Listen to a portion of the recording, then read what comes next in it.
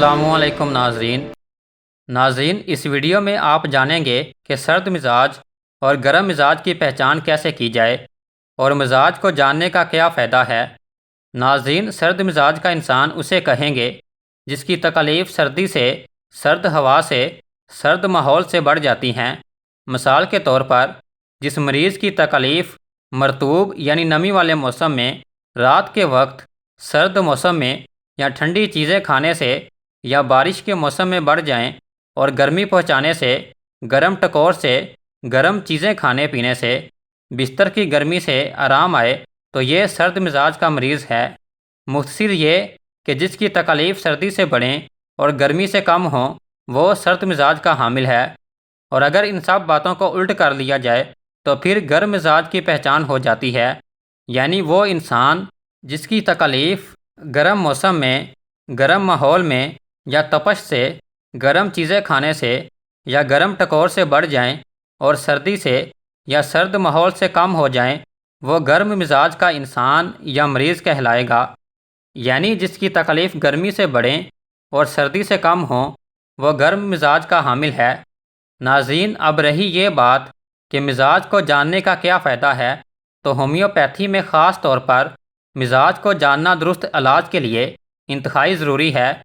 بلکہ حکمت میں بھی مزاج کی پہچان بہت ضروری ہے۔ لیکن اس وقت صرف ہومیوپیتھی کی بات ہو رہی ہے، تو ہومیوپیتھی میں ادویات کے بھی مزاج ہوتے ہیں۔ بعض ادویات سرد مزاج کی ہیں اور بعض ادویات گرم مزاج کی، لہٰذا مزاج کی مدد سے دوا کی تلاش میں آسانی ہوتی ہے۔ اگر کوئی سرد مزاج کا آدمی ہے تو اسے سرد مزاج کی دوا دینے سے زیادہ فائدہ ہوگا، اور اگر کوئی گرم مزاج کا حامل ہے تو اسے گرم مزاج کی دوا دینے سے زیادہ فائدہ ہوگا۔ دواؤں کی مثال اس طرح ہے: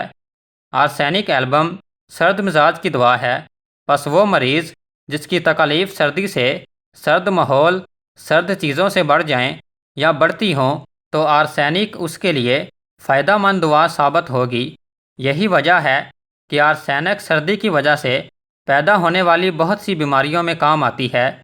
اسی طرح ایپس میلیفیکا گرم مزاج کی دوا ہے، لہٰذا یہ ان امراض یا تکلیف میں کام آئے گی جن کی شدت میں گرمی سے، گرم ماحول سے یا گرم ٹکور سے اضافہ ہوتا ہے۔ اسی طرح سلفر بہت گرم مزاج کی دوا ہے، اس کی تکلیف گرمی سے، گرم مکان سے،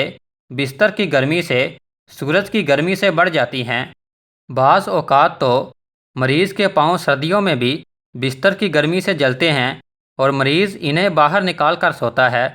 اس لیے اگر کسی کی بیماری کی علامات سلفر سے ملتی ہوں اور وہ گرم مزاج کا حامل ہو تو اسے لازماً سلفر سے فائدہ ہوگا،